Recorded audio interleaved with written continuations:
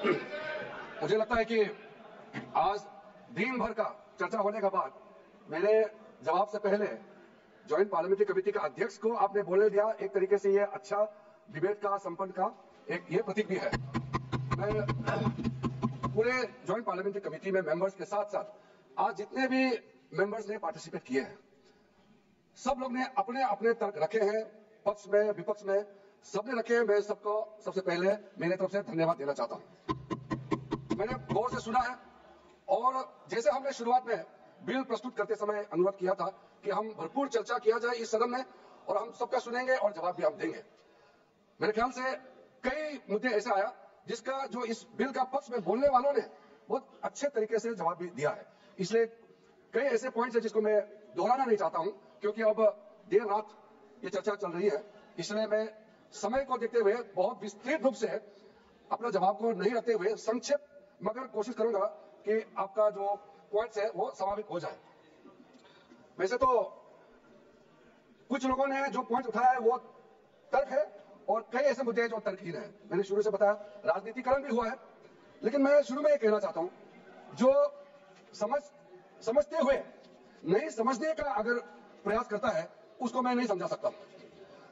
कुछ लोगों को मैंने शुरू में कहा कि अगर आप कहते हैं कि ये बिल गैर संवैधानिक है तो आप बताइए गैर संवैधानिक कैसे है।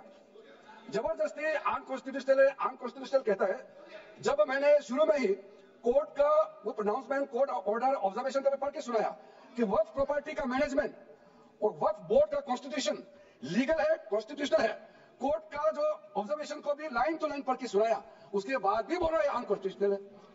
1954 में आजादी के बाद ये बिल लाए हैं, फिर भी बोलता है अनकॉन्स्टिट्यूशनल है। अगर अनकॉन्स्टिट्यूशनल था तो फिर किसी कोर्ट ने क्यों स्ट्राइक डाउन नहीं किया। इसलिए मैं इस सदन में कहना चाहता हूं, कुछ शब्द ऐसा होता है कॉन्स्टिट्यूशनल, अनकॉन्स्टिट्यूशनल, ये हल्के में इस्तेमाल नहीं करना चाहिए। डेमोक्रेसी, कुछ लोग कह रहे थे कि डेमोक्रेसी खत्म हो गया। इस तरह का जब हम शब्दों का इस्तेमाल करते हैं तो खुद भी सोचना चाहिए, हम लोग संसद सदस्य हैं। इस सदन का सदस्य होने के नाते जो शब्द हम लोग प्रयोग करते हैं उसके पीछे जो भाव है उसको समझना होगा। हम हल्के में अगर इस्तेमाल करते हैं शब्दों को तो जो सुनने वाला क्या सोचेगा। इसलिए अब देखो, ये अपना बात करके फिर जब समझाता है वो समझने वाला तो है नहीं, इसलिए मैंने उम्मीद भी छोड़ दिया कि समझेंगे। माननीय मंत्री जी, यह सब विद्वान सदस्य आज मैंने सर आपको शुरू से कहा कि सबको अपना बोलने का हक है, अधिकार है, लेकिन हल्के फुल्के में यहाँ टोका टोकी नहीं होना चाहिए। अगर आपका पॉइंट ऑफ ऑर्डर है तो पॉइंट ऑफ ऑर्डर का संख्या बताइए, आप उसका यहाँ सदन में बात रखिए। ऐसे बैठे बैठे कमेंट पास करते रहेंगे उससे तो कोई तरीका तो है नहीं है। जैसे कि हमारा कई सदस्यों ने, जैसे मैंने कहा, अच्छा मुद्दा उठाया है। मैं सबसे पहले जो हमारा छोटा भाई समान है लेकिन अभी कांग्रेस का डिप्टी लीडर है, गौरव गोगोई जी है, राजा जी है, कई लोगों ने मुद्दा जो उठाया उसको मैं पहले संक्षेप में जवाब देना चाहता हूँ। आपने बोला कि ये वक्त में यूजर को कैसे ओमिट कर दिया है और इसका फायदा क्या है, इसको हटाने से क्या फायदा होता है। ये मैंने शुरू में भी कहा, अभी फिर से मैं उसको थोड़ा और ऐड करके बोलना चाहता हूँ। ये जो वक्त में यूजर चलते फिरते में कोई कहता है कि एक जमाने में यहाँ मेरा बाप दादा या उस जमाने में ये जमीन को ऐसा इस्तेमाल करता था, अगर कोई बोल देता है, अगर वक्फ बोर्ड कहने पर उस जमीन को, उस जगह को वक्फ डिक्लेयर कर देता है तो ये कैसे मान सकता है। कोई प्रमाणित रूप से अगर कहे कि ये उस समय वक्फ के लिए इस्तेमाल किया गया था, सर्टिफिकेट दिखाइए, कोई डॉक्यूमेंट दिखाइए, तो फिर इसको वक्फ डिक्लेयर किया जा सकता है। कहने पर, आप क्लेम करने पर इसको डिक्लेयर करेंगे, आप कैसे मान्यता दे सकते हैं। इसका कोई धर्म का बात ही नहीं है। कई लोगों ने कहा कि एंटी मुस्लिम है। अब बताइए एंटी मुस्लिम कैसे हो गया। चाहे मुसलमान का हो, हिंदू का हो, सिख, जैन, ईसाई, सबका, हर जमीन देश का जमीन है। उसमें कानूनी तौर पर अगर कोई जमीन का अधिग्रहण करता है, डिक्लेरेशन करता है, रजिस्ट्रेशन करता है, सबको वेलकम करना चाहिए। इसको आप इस्लाम धर्म के खिलाफ, मुसलमानों के खिलाफ कदम उठाया जा रहा है। कई लोगों ने बार बार इस बात को दोहराया है। मैं मानता हूं कि हम लोग जब इतना विस्तार से चर्चा कर रहे हैं तो जब इल्जाम लगाते हैं तो बिना तर्क का इल्जाम नहीं लगाना चाहिए। सर, जो हम वक्त, मैं राजा जी, आपने इस बात को 2 बार दोहराया है। I want to be very clear in informing my honorable colleagues that removal of waqf by user proposed in the bill is due to inadequate documentation, data supporting ownership of the waqf properties leading to disputes. There are huge numbers of disputes pending in the tribunals, and we have to ensure that this speedy justice is delivered. Whatever possible effort we have to do, we must do. Otherwise, justice delayed is justice denied. We know thousands of cases are pending in the tribunals and the courts. How can we be just ignorant about things happening before us? We have the records in the hand. We have to take some proactive steps. So when we take certain provisions into consideration, there is a considered opinion applied in taking a particular step. There are numerous examples I can cite, but I don't want to take much time because much has been deliberated upon it. Sir, वक्फ और औलाद के बारे में कई लोगों ने जिक्र किया। हमारा ओवैसी साहब बहुत विद्वान है, उन्होंने कई मुद्दे उठाए हैं। उन्होंने एक आरोप भी लगाया कि मुसलमानों में वक्फ और औलाद का आप प्रावधान कर रहे हैं, हिंदुओं में क्यों नहीं कर रहे हैं? मैं उसको बताना चाहता हूं कि हिंदुओं में तो प्रावधान पहले से है, अलग से कानून बनाने का क्या आवश्यकता है? तो इस्लाम का प्रैक्टिस में महिलाओं के लिए, बच्चों के लिए जहां कमियां हैं, उसको पूरा करने के लिए हम इस यहाँ पे प्रावधान लेके आ रहा है। एक यूनिफॉर्म हो हमारे देश में, अपने बच्चे, अपने महिला सब देश के नागरिक है, हम कैसे छोड़ देंगे? तो इसका मतलब आप खुद ही हमको आरोप लगाएंगे आप सरकार में क्या कर रहा है, आप मुख दर्शक बन के बैठे हुए हैं। इसलिए मैं कहना चाहता हूं, चाहे विडो हो, डिवोर्स वुमेन हो, चाहे वो ऑर्फन्स, अनाथ हो, उनका प्रावधान हमने किया है, जिसका एक्सप्लेनेशन मैंने पहले भी दिया है। गौरव जी ने जो एक चीज थोड़ा सा उल्टा समझाया, मैं उसको थोड़ा सा सीधा समझाना चाहता हूं। उन्होंने कहा कि 7% जो कंट्रीब्यूशन मुतावलिस का ओर से जो दिया जाता है बोर्ड को, उसको 7% से 11% बढ़ाना चाहिए। मैं उसको सही करके बताना चाहता हूं। हम चाहते हैं कि बोर्ड को सपोर्ट करने की जगह वो पैसे को गरीबों के लिए ज्यादा इस्तेमाल करें। जो औकाफ है उसको डेवलप करने के लिए और भी रिसोर्सेस उसके पास रहे। हम तो चाहते हैं कि वेलफेयर के लिए काम हो, तो उसका प्रावधान को बढ़ाने का किया है। तो मैं ये करेक्शन के तौर पर आपको देना चाहता हूं। कलेक्टर के बारे में ऐसा कहा गया कि कलेक्टर जो है बहुत बड़ा एक ऐसा ये पोजीशन, ऐसा कुर्सी है जो सिर्फ हम लोगों को नुकसान करने के लिए बैठा है, और कलेक्टर पोजीशन को विश्वास नहीं करना चाहिए। इतने सालों से कलेक्टर का जो बेसिक जॉब होता है वो रेवेन्यू, प्रशासन और बाकी जो डिस्ट्रिक्ट में व्यवस्था के लिए कलेक्टर होता है। डिस्ट्रिक्ट कलेक्टर होता है, डिप्टी कमिश्नर कहा जाता है, कहीं कहीं डिस्ट्रिक्ट कलेक्टर कहा जाता है। वो बेसिकली डिस्ट्रिक्ट में वेलफेयर ऑफिसर होता है। अगर हम कहते हैं कि हम कलेक्टर को विश्वास ही नहीं करेंगे, आप सोच के देखिए फिर हम विश्वास किसको करें? तो इसलिए कलेक्टर जो है किसी पार्टी का नहीं होता है। कलेक्टर एक ड्यूटी बाउंड ऑफिसर होता है और जिम्मेदारी के साथ वो अपना ड्यूटी निभाता है। इसलिए कलेक्टर के ऊपर में प्रहार करने का जगह हम सब अगर ये सुझाव देते कि वक्त प्रॉपर्टी का मैनेजमेंट में और क्या सुदृढ़ और क्या अच्छा कदम उठाया जा सकता है, अगर ये सुझाव आते तो मैं उसका वेलकम करते, मैं इसका स्वागत करते। लेकिन अब कलेक्टर के बारे में आप लोगों ने एकदम इतना अविश्वास मत किया है, तो मैं इसलिए कह रहा हूं कि ऐसा किसी अधिकारी के ऊपर में नहीं करना चाहिए। और कोई भी अधिकारी गलत काम करता है तो उसका तो अपना उसका डिसिप्लिनरी एक्ट अलग होता है, प्रावधान होता है। सर, जो अपील का प्रावधान किया है उसका थोड़ा डीपली आप समझना होगा। उन्होंने कहा कि पहले में प्रावधान था, कई मेंबरों ने कहा सर रिट और सूट का अंतर को समझना होगा। जो रिट पिटीशन होता है वो कितना रेस्ट्रिक्टिव होता है और उसमें वो डिस्क्रिशनरी होता है सर। उसमें आपको कोई अपना हक है, अपना अधिकार हिसाब से आप जा दे सकता है, उसका बहुत सीमित उसमें विंडो खुला होता है। लेकिन जब सूट होता है वो आपका अधिकार होता है। आप जब भी जाकर के आप सिविल कोर्ट में जाकर के कोई भी प्रॉपर्टी का मैटर होता है वो सिविल कोर्ट में जाता है, उसका आप इस्तेमाल कर सकते हैं अधिकार के तौर पर। लिमिटेशन के बारे में कहा गया है। लिमिटेशन के बारे में मेरा जो जितने भी हमारे जो साथियों ने कहा है, आपको मैं कहना चाहता हूं, हमारा लॉ ऑफ लिमिटेशन जो क्यों हमने इसमें अप्लाई किया है, किसी ने कहा कि लिमिटेशन जो है यहाँ में बाकी जगह में भी है, बाकी जगह में भी है और यहाँ कंपेयर करने की कोशिश की, मैं उसको बताना चाहता हूं। आपने जो एग्जांपल दिया कि लॉ ऑफ लिमिटेशन यहां क्यों लगाया और हिंदुओं में क्यों नहीं लगाया, रामलला का एग्जांपल देकर के मैं बताना चाहता हूं, आप समझ जाएगा। रामलला का वहां में लॉ ऑफ लिमिटेशन लगाया क्योंकि रामलला माइनर है और उसी हिसाब से उसमें लॉ ऑफ लिमिटेशन का वहां एप्लीकेशन हुआ है। और यहां हम आपको कहना चाहते हैं कि अगर हम लॉ ऑफ लिमिटेशन लगा करके किसी भी चीज का संरक्षण कर सकते हैं या उसको डिस्पोजल में हम जरा स्पीड से मदद कर सकता है तो अप्लाई करना चाहिए। अगर लॉ ऑफ लिमिटेशन हम हटा देंगे, जहां जरूरत है वहां से हटा देंगे और अब बरसों तो किसी भी चीज का मर्जी से क्लेम कर सकता है, तो आप सोच के देखिए ऑलरेडी इतना केसेस पेंडिंग है, उसमें कितना और बढ़ोतरी होगा। आप नहीं चाहते क्या केस का डिस्पोजल जल्दी हो? तो ये सारा चीज जो है आप लोग अलग अलग कई लोगों ने समर्थन किया है लेकिन बहुत सारे लोगों ने नहीं किया। सर, गृह मंत्री जी ने जो स्पष्टीकरण देने के बाद भी फिर से 2-3 मेंबर ने ये चीज को उठाया। मैंने सोचा इतना खूबसूरत से एक्सप्लेन किया माननीय गृह मंत्री जी ने, तब तक तो ये मैटर सेटल हो गया मैंने सोचा है, लेकिन फिर से उठाया गया है। देखिए सर, ये जो वक्फ और वक्फ बोर्ड, इसका अंतर को फिर से जो गृह मंत्री जी बताए मैं उसको फिर से दोहराता हूं। आप कहते हैं कि ये मुसलमानों का मामला है और धार्मिक मामलों में गैर मुसलमान कैसे आ जाते हैं। ये कोर्ट का ऑर्डर भी आपको पढ़ के सुनाया, एक्सप्लेनेशन भी किया, इलस्ट्रेशन भी दिया, फिर भी आप समझने के लिए तैयार नहीं है। वक्फ प्रॉपर्टी जो वाकिफ होता है वो मुसलमान ही होता है, वही क्रिएट करता है। औकाफ को कौन चलाता है, उसका मुतावली चलाता है, वो मुस्लिम ही होता है। यहां में गैर मुसलमान वक्फ प्रॉपर्टी को मैनेज करने के लिए आने का संभावना कहां है वो बताइए। जबरदस्ती बोलता है कि नॉन मुस्लिम वर्क प्रॉपर्टी और मुस्लिम का रिलीजियस अफेयर्स में क्यों हस्तक्षेप कर रहा है। हम बार बार बोल रहे हैं कि नहीं है, फिर भी आप बोल रहे हैं। सर मैं इसका इलाज नहीं कर सकता हूं। सच्चाई को मानने के लिए वो तैयार नहीं है। मैं किस भाषा में समझाऊं सर? मैं तो परेशान हो गया कि गृह मंत्री जी इतना समझाने के बाद ये मैटर नहीं उठना चाहिए। सर मैंने बहुत ध्यान से सबका बात सुना है।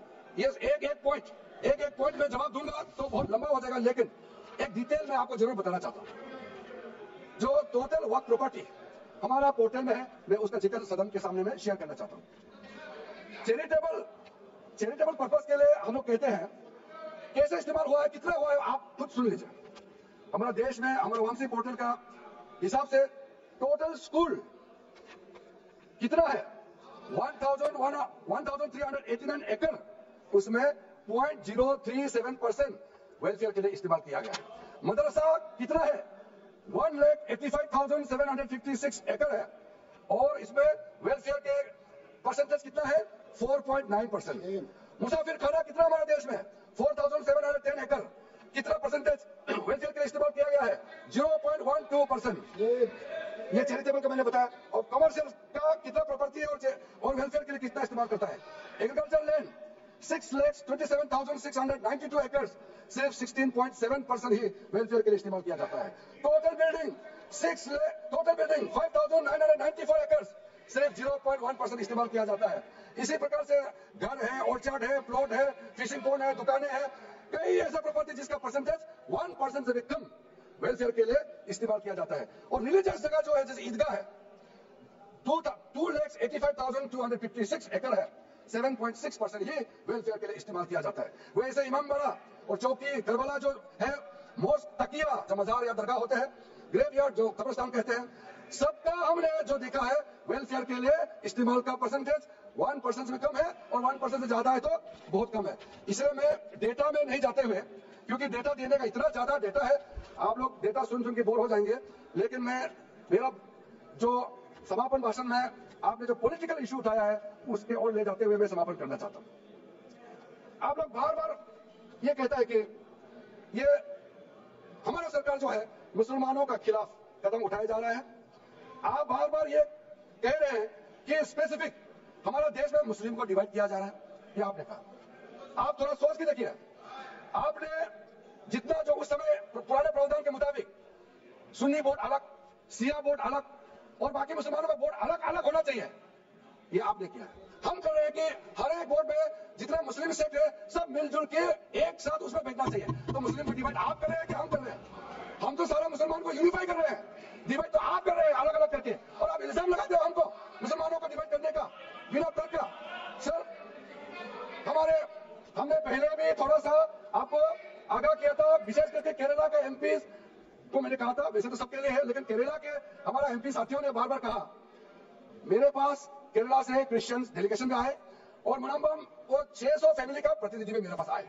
हमारे एक साथी एमपी ने भी कहा कि उनके कॉन्स्टिट्यूंसी का है। अगर ये केस केरला में सेटल हो जाते, केरला के सरकार या केरला के जो हमारे माननीय सदस्य है, आप अगर वहां मैटर को सेटल करते, वो जो विक्टिम फार्मर्स वहां वो सेटिस्फाइड होते, तो हमारे पास क्यों आते? आपने उनका दुख को समझने का कोशिश नहीं किया, आपने समाधान नहीं कर पाया, तभी तो वो हमारे पास आया। और ये बिल पास होने के बाद उनका दुख का, उनका तकलीफ का समाधान भी हो जाएगा। आप कह रहे हैं कि हमारा बिल को माइनॉरिटी सपोर्ट नहीं कर रहा है। आज पूरा देश का जो क्रिश्चियन कम्युनिटी का तरफ से जो प्रेस रिलीज और मेमोरेंडम आ रहा है, आप क्या ये कहना चाहते हैं कि जो चर्च का काउंसिल है, बिशप काउंसिल वगैरह, क्या पढ़ा लिखा नहीं है, वो जानकारी नहीं है उनका? आपका कहने का मतलब क्या, वो ऐसे ही मेमोरेंडम, ऐसे ही प्रेस रिलीज किया है? वो दुख है। इससे तो अपील कर रहे हैं आपसे कि इस वक्फ अमेंडमेंट बिल को सारा एमपी समर्थन करना चाहिए। ये पूरा क्रिश्चियन ऑर्गेनाइजेशन की ओर से अपील किया गया है। तो ये आप जानते हुए भी सदन में आप बिना मतलब का बात रख रहे हैं। अपीसमेंट कौन कर रहे हैं? आप बार बार अपीसमेंट का बात करते रहते हैं। संविधान को आज भी 2-3 लोगों ने संविधान का किताब को पकड़ा, और मैं पहले भी कह चुका हूं, संविधान को हाथ में पकड़ना, भारत के तिरंगा को हाथ में पकड़ना अच्छी बात है, लेकिन संविधान पकड़ेंगे, तिरंगा पकड़ेंगे, फिर आप बोलते हैं कि देश से आजाद होना चाहिए, देश को टुकड़ा होना चाहिए, ये नारा लगाने वाले का समर्थन करना, यह कहां तक जस्टिफाई करता है? जो लोग जो लोग इंडियन स्टेट के खिलाफ लड़ेंगे बोलने वालों के साथ आप लोग खड़ा रहते हैं। हाथ में संविधान पकड़ने से कुछ नहीं होता है, संविधान का स्पिरिट के साथ जीना पड़ता है। आप लोग का कई ऐसे तस्वीर भी है जिन्होंने भारत को टुकड़ा करने के लिए नारा लगाने वालों के साथ आप लोग खड़े रहते हैं। आप लोग ऐसा मत समझे लोग नहीं देख रहे हैं, लोग देख रहे हैं। आपका जितना कारनामा है वो पहचान चुके हैं। बहुत आसानी से आप लोग कहता है कि इस देश में माइनॉरिटी सेफ नहीं है। मैं भी माइनॉरिटी हूं, और माइनॉरिटी कम्युनिटी डेफिनेशन के हिसाब से इस देश में 6 माइनॉरिटी कम्युनिटी है। मुस्लिम है, सिख है, ईसाई है, बौद्ध है, जैन है, पारसी है।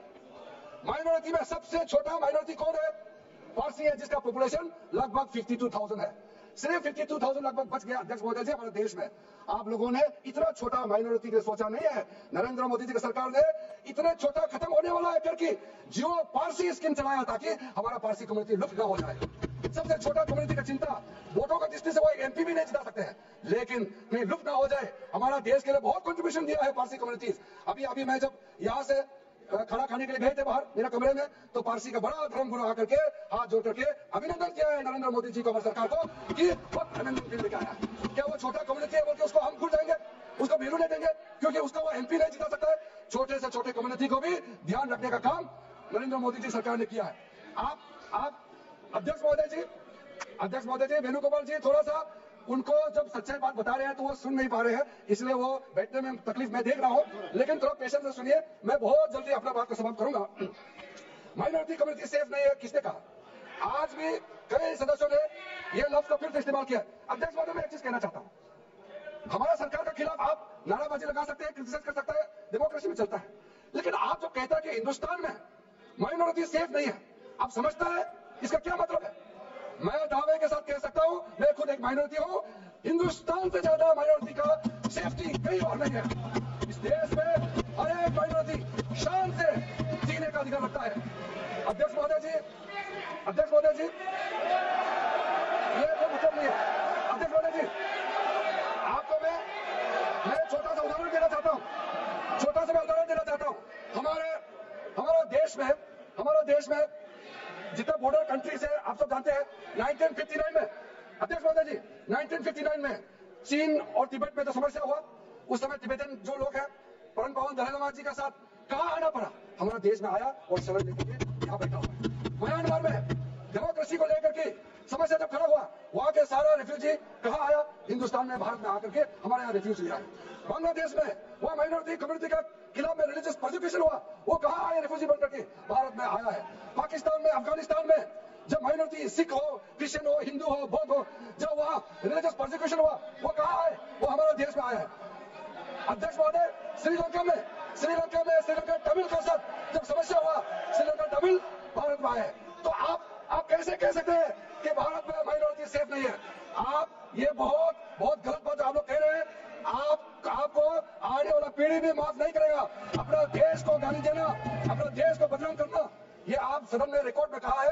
आने वाला पीढ़ी आपके बारे में क्या सोचेंगे आप सुन लीजिए। और कहता है कि सेकुलर के बारे में कई लोगों ने कहा है, जब हमारा देश भारत देश का विभाजन हुआ तो भारत देश तो सेकुलर रह गया, हमारा देश से जो अलग हुए वो सेकुलर नहीं हुआ। क्यों अध्यक्ष महोदय?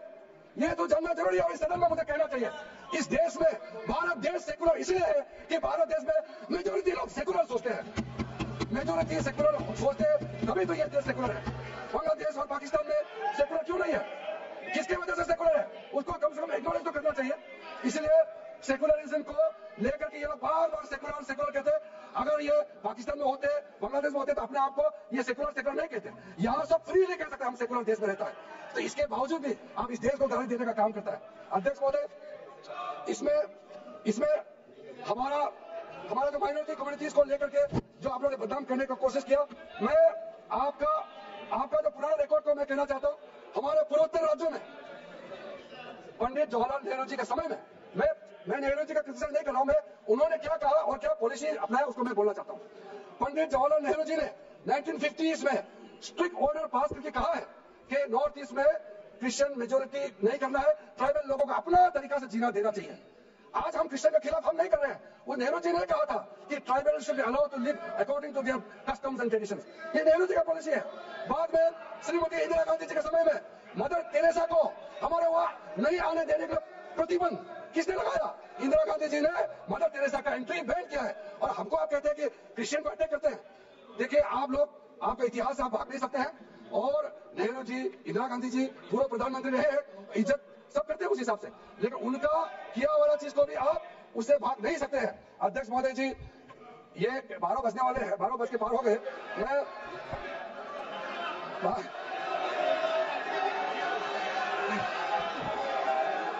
हमारे लिए 12 नहीं बजा, ऑपोजिशन पार्टी का 12 बज गया है।